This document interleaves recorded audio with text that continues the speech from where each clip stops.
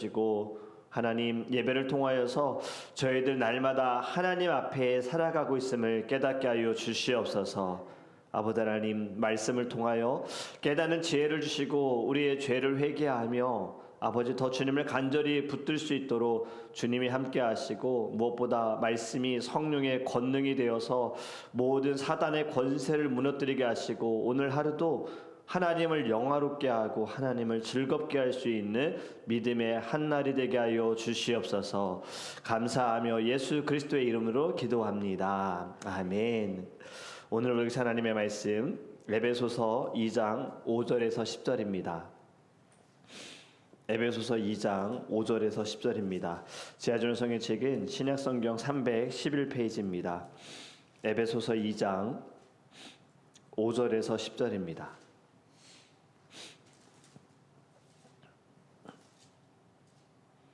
신약성경 311페이지 우리 함께 읽도록 하겠습니다. 허물로 죽은 우리를 그리스도와 함께 살리셨고 너희는 은혜로 구원을 받은 것이라. 또 함께 일으키사 그리스도 예수 안에서 함께 하늘에 앉히시니 이는 그리스도 예수 안에서 우리에게 자비하심으로써 그 은혜의 지극히 풍성함을 오는 여러 세대에 나타내려 하심이라. 너희는 그 은혜에 의하여 믿음으로 말미암아 구원을 받았으니 이것은 너희에게서 난 것이 아니요 하나님의 선물이라. 행위에서 난 것이 아니니 이는 누구든지 자랑하지 못하게 함이라. 우리는 그가 만드신 바라 그리스도 예수 안에서 선한 일을 위하여 지으심을 받은 자니 이 일은 하나님이 전에 예비하사 우리로 그 가운데서 행하게 하려 하심이니라. 아멘. 할렐루야. 오늘의 말씀을 통하여서 구원의 은혜를 기억하기를 간절히 원합니다. 내일 금요일 저녁 예배 설교 영적인 배터리에 대해 말씀을 전한다고 어저께 말씀을 드렸는데 요즘 학생들과 청년들이 제일 견디기 힘든 것 중에 하나가 바로 인터넷이 안 되는 것과 핸드폰의 배터리가 없다라는 거예요. 그 긴장감은 사실 어른들은 좀 공감할 수 없을 수도 있는데 공감할 수 있는 것은 내가 정말 중요한 연락을 앞두고 있는 상황 가운데 핸드폰이 죽었을 때 막 그 초조함 늘 그 마음을 가지고 살아가고 있다는 겁니다. 지금 이 세대는. 그래서 학생들과 청년들이 이 중요한 연락과는 상관없이 핸드폰이 몸의 일부가 되어지다 보니 이 배터리가 없는 것은 견디지 못하는 거죠. 핸드폰의 액세서리로 가장 많이 팔리는 것이 케이스고 그리고 겉에 붙이는 프로텍트 스크린이고 그리고 이 배터리입니다. 충전식 배터리. 그래서 요즘 젊은 사람들 다 하나씩 가지고 다니는 거예요. 배터리가 없으면 모든 기능이 멈춰지고 아무리 좋은 스마트폰이다 하더라도 쓸모가 없어지죠. 그냥 짐이 돼버리는 겁니다. 벽돌처럼 되는 거죠. 핸드폰의 입장으로 볼 때는 배터리가 방전된다고 자기 스스로 사실 충전할 수도 없습니다. 당연히 스스로 켤 수도 없지요. 여러분 에베소서에서 바울은 바로 이 순간 이 배터리가 없는 이 순간 그때가 다시 시작할 수 있을 때다라고 우리에게 가르쳐주고 있어요. 1절에 이렇게 말씀합니다. 말씀이 이렇게 시작됩니다. 그는 허물과 죄로 죽었던 너희를 살리셨도다. 지금 우리의 상태에 대해서 어떤 이유는 설명하지 않고 딱 선포합니다. 어떤 상태다. 단순히 약한 것이 아니라 너희들은 죄와 허물로 인하여 죽었다. 무능력한 상태다. 완전히 타락한 존재다. 병든 것이 아니라 죽었다. 깊은 바닷속에 가라앉아 숨을 쉴 수 없는 존재. 이러한 존재처럼 세상을 따라서 살아가고 있고 정욕을 따라가는 것이 바로 우리다. 진노의 자녀다라고 이야기합니다. 여러분 구원을 받음에 있어서 우리가 기억해야 할 것은 우리는 구원에 있어서 0.00000 어떤 1%도 개입하지 않았다라는 겁니다. 아니 개입할 수도 없다라는 겁니다. 어떤 사람들은 구원받은 것을 자신의 노력으로 착각하는 사람들도 있고 또 그렇다라고 가르치는 사람들도 있어요. 지금 에베소서 우리가 2장 1절에 우리는 완전히 죄와 허물로 죽었다. 이것은 완전 타락이거든요. 우리는 전적으로 타락한 존재다. 하지만 어떤 사람들은 아니다, 우리는 부분 타락이다라고 이야기를 합니다. 이것이 이제 알미니안주의자들, 자유주의자들의 주장하는 교리인 거예요. 그들은 부분적으로 타락했다. 그래서 부분적으로 타락함이 그들은 선택할 수 있다라고 합니다. 은혜도 선택할 수 있다. 은혜도 내가 원하면 받는 거고 내가 원하지 않으면 받지 않는다. 구원도 내가 선택하는 것이다. 이렇게 이야기를 하는데 저희는 다릅니다. 개혁신학은 아닙니다. 저희는 완전 타락이다. 우리 모두 다 타락하였고 은혜는 저항할 수 없다. 하나님이 주신 은혜는 모두가 다 받는 것이다. 그래서 선택받은 자는 하나님이 끝까지 끌고 가신다. 이것이 우리가 이야기하는 구원입니다. 그렇기 때문에 여러분, 구원이라는 것은 우리의 열심이 별로 중요하지 않아요. 구원에 있어서 100% 완전히 하나님의 은혜다라는 것입니다. 그것이 오늘 본문이 우리에게 가르쳐주고 있는 거예요. 2절을 다시 보면은 그때 너희는 그 가운데에서 행하여 이 세상 풍조를 따르고 공중의 권세 잡은 자를 따랐으니 죄와 허물로 죽은 자들인데 왜 죽었는가? 여러분, 이 당시에 에베소는 이 마술이 굉장히 유행하던 도시였습니다. 여러분, 마술이라는 것이 우리가 지금 봐도 좀 신기하잖아요. 저도 학생들에게, 아이들에게 또 복음을 위해서 한번 마술에 빠져본 적이 있어요. 그래서 가끔은 마술을 하면서 메시지를 제가 접목시켜가지고 설교를 했던 적도 있는데 지금은 좀 많이 잊어버렸지만, 지금은 우리가 마술이라는 거 속임수가 있다, 트릭이 있다라는 거 어느 정도 알면서 보지만 그래도 좀 신기하잖아요. 이 당시의 마술은 좀 다릅니다. 전혀 속임수라고 생각하지 않았어요. 마술하는 사람들은 뭔가 신비한 능력을 가지고 있다라고 여기던 시대였습니다. 여러분, 그리고 우상이 가득한 도시다. 자신들이 원하는 대로 이루게 할 공중의 권세에 잡은 자를 따르던 도시다라는 겁니다. 그리고 상업적으로 굉장히 활발한 도시였어요. 경제적으로 여유가 있는 도시. 지금 이 시대와 연결해 보면 소비주의가 가득하고 그리고 미디어에 중독된 것과 같은 모습을 나타납니다. 그래서 이들을 어떻게 말하냐? 3절에 본질상 진노의 자녀다. 진노의 자녀이기 때문에 하나님의 심판에서 이들은 피할 수가 없는 상태다. 이 심판 가운데 빠져 있는 이들은 스스로 일어설 수 없습니다.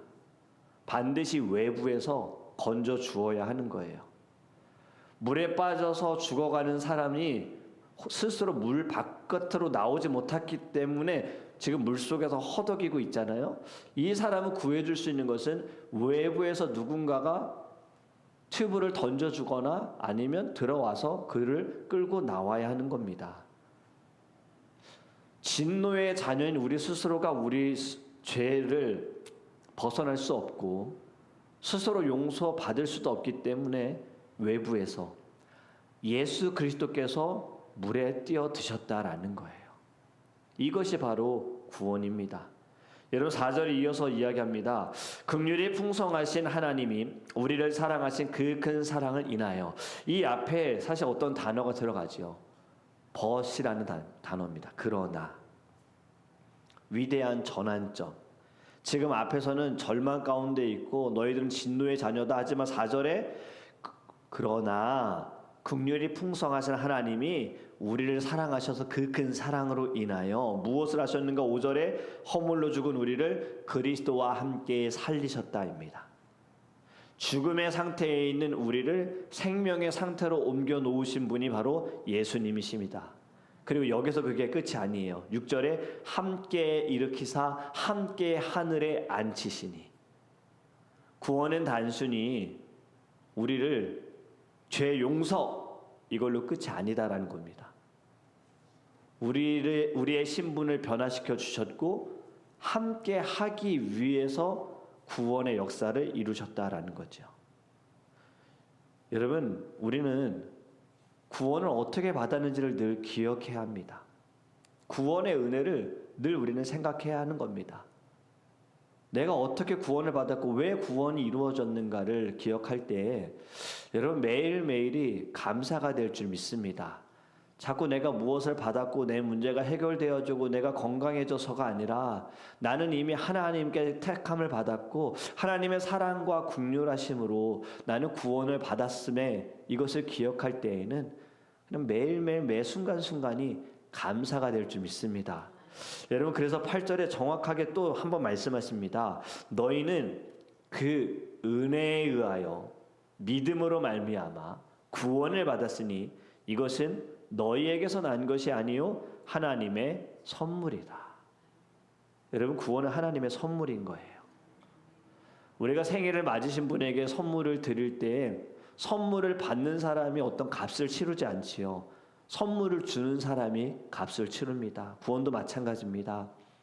하나님께서 우리에게 선물을 주셨고 그 선물을 치르시기 위해 예수님을 십자가에 생명을 바치시는 대가를 하나님이 그 값을 지불하셨다라는 거예요. 우리가 해야 할 것은 그럼 무엇입니까? 선물을 받는 사람이 해야 할 것은 무엇입니까?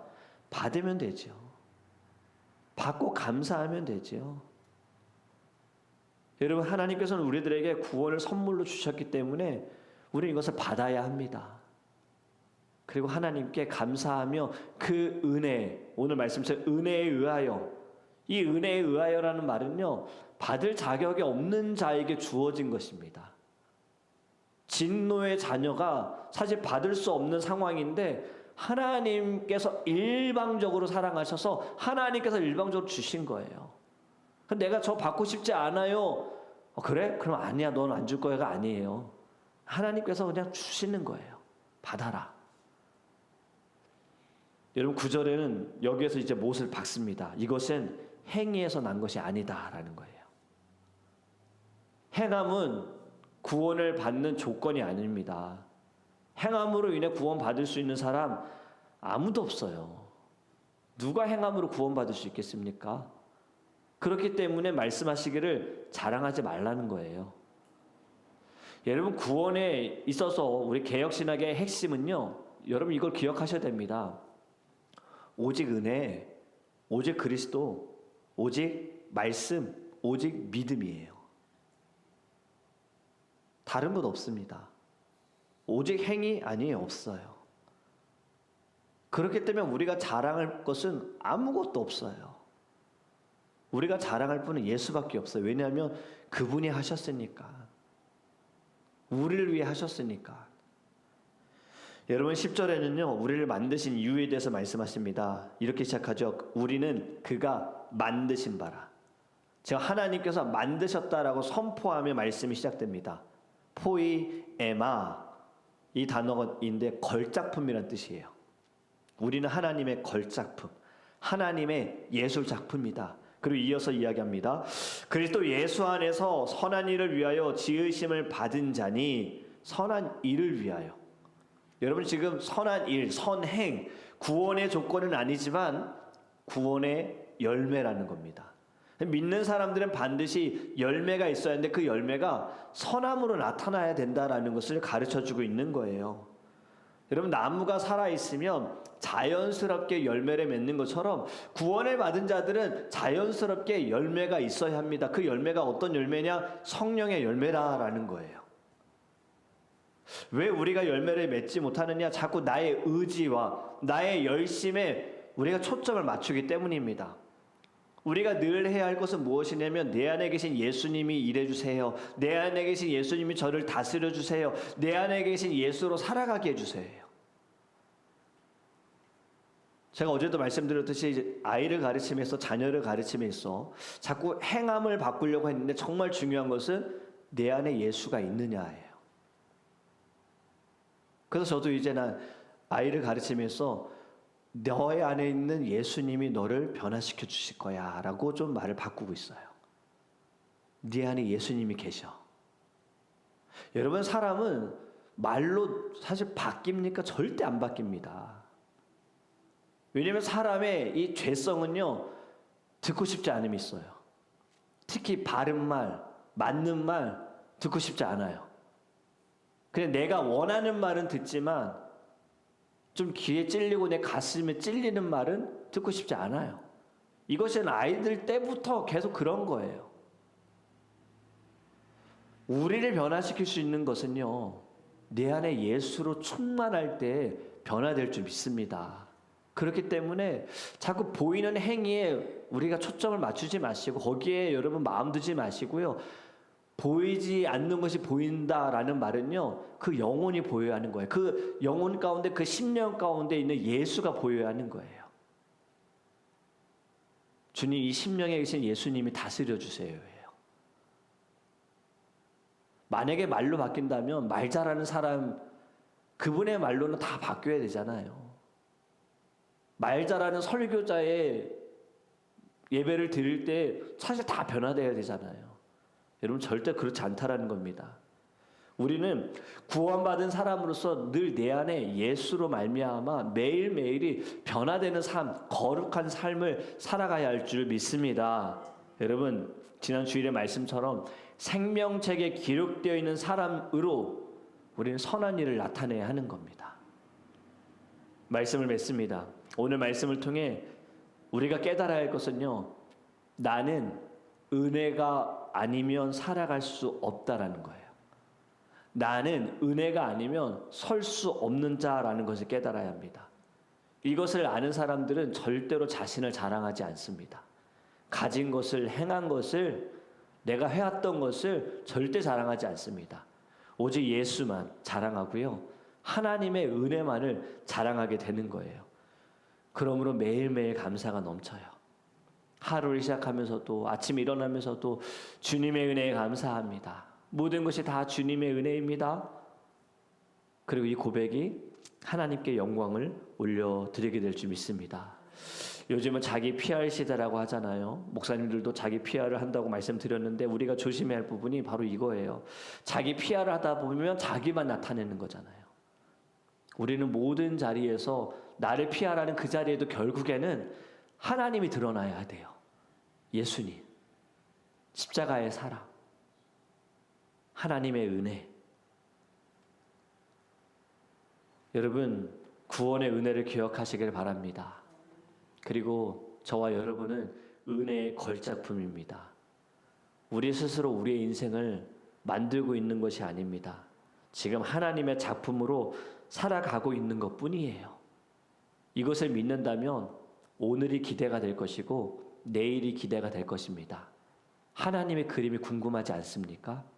자꾸 작은 조각에 우리가 집중하여서 나는 왜 이거밖에 되지 않느냐라고 생각하지 마시고요. 정말 보지 못하는 것을 보시는 것은 큰 그림, 하나님의 큰 그림, 하나님의 그 넓은 마음과 하나님의 크신 뜻을 여러분들이 믿으신다면 오늘이 기대가 될 겁니다. 하나님, 오늘 하루 주님으로 인하여서 기대가 되어지고 하나님께서 행하시는 모든 일을 통하여서 저의 입술에 하나님만 드러내게 해주세요. 주님만 자랑하게 해주세요. 이렇게 고백하는 거룩한 날이 되기를 주님의 이름으로 축복합니다. 이제 우리 함께 기도하기 원합니다. 여러분, 구원의 은혜를 기억하고 계십니까? 여러분들 마음에 여전히 첫사랑과 첫 마음이 있습니까? 우리 잘 생각해 보셨으면 좋겠어요. 내가 어렵고 힘들고 내가 정말 물속에 빠져있는 순간, 나 혼자라고 여겨지는 순간, 여러분 그때 어떻게 벗어났습니까? 여러분의 열심이었습니까? 여러분들의 노력이었습니까? 하나님이 건져주셨습니다. 하나님이 길을 내주셨습니다.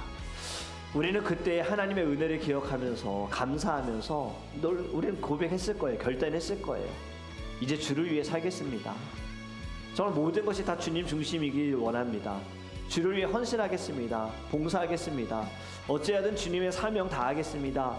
그런데 또 시간이 지나면 지날수록 구원의 은혜는 잊어버리고 내 열심만 생각하고 내가 해냈던 것들만 생각하다 보니 그러면서 점점 지쳐가고 첫 마음은 잊어버리고 봉사하는 자리, 예배하는 자리에서 멀어져 가면서 하나님과 멀어지는 그 순간들을 우리는 깨닫지 못합니다. 여러분, 정말 중요한 것은요, 예배함에 있어서, 섬김에 있어서, 봉사함에 있어서, 이 세상에 살아감에 있어서 가장 중요한 것은 구원의 은혜를 기억하는 것입니다.